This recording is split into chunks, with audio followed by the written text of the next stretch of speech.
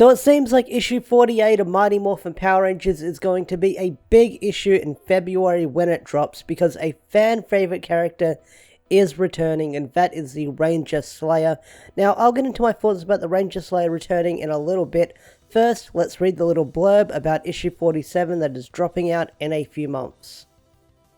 After the shocking reveal of the last issue, the Rangers are bested by enemies on all sides, even their own. Tensions mount between Tommy and Jason in the fallout over the Omega Rangers' secret identities. Will the two teams be able to work together in time to defend against the next attack? And don't miss the return of a fan favorite character.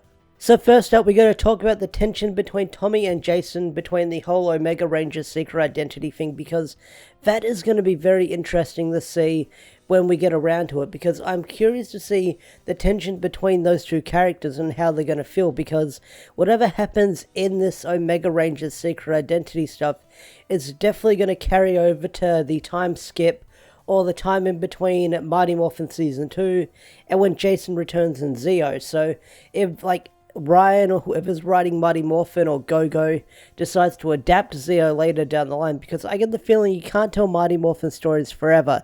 You might have to adapt the later stuff down the line. That's just my gut feeling, but I want to see the tension between these two characters and what's going to happen in this thing, because I get the feeling that Jason and Tommy, they're not going to shake hands at the end of this. I mean, they might, but whatever that tension is, it's definitely going to carry over between Jason being the Gold Ranger in Zeo, where he was out in the desert wearing a big trench coat and a bandana and sunglasses.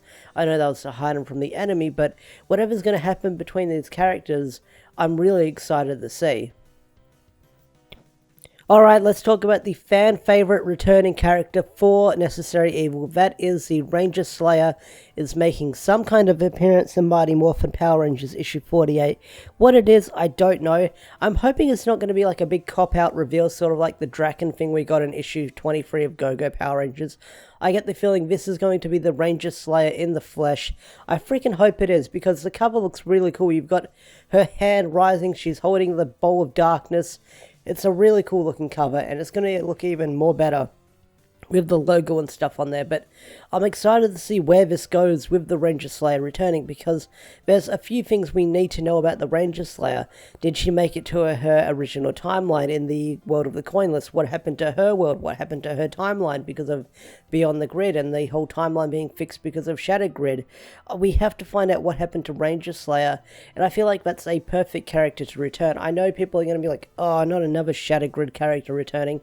I feel like the Ranger Slayer is like the perfect in-between. She's not overrated like Lord Drakon to some fans. Like, she's more likable and more enjoyable. I know there are some fans that don't like Ranger Slayer, but I'm a fan of Ranger Slayer. I did like her backstory. I mean, the whole brainwashing thing was a bit overkill with Lord Drakon doing stuff like that, but I'm curious to see how the Ranger Slayer is going to make an appearance in Necessary Evil, and are we going to get some sort of closure what happened to her in Beyond the Grid?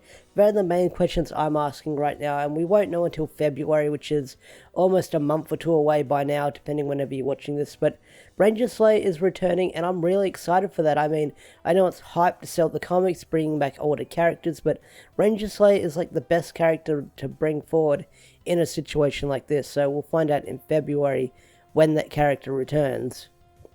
So what are your thoughts on Ranger Slayer returning in Mighty Morphin Power Rangers? One thing that's going to be excited, it's going to be Ryan writing this character again. It's not Margaret that's going to fuck up the character and make her exhibition everything she says and spell it out right for you. So I'm glad that Ryan is returning to write a character he introduced in Go-Go, and now it's returning in Mighty Morphin, where Margaret can't fuck it up like she did in Beyond the Grid. So I'm excited for Ranger Slayer to make her appearance in Mighty Morphin once again.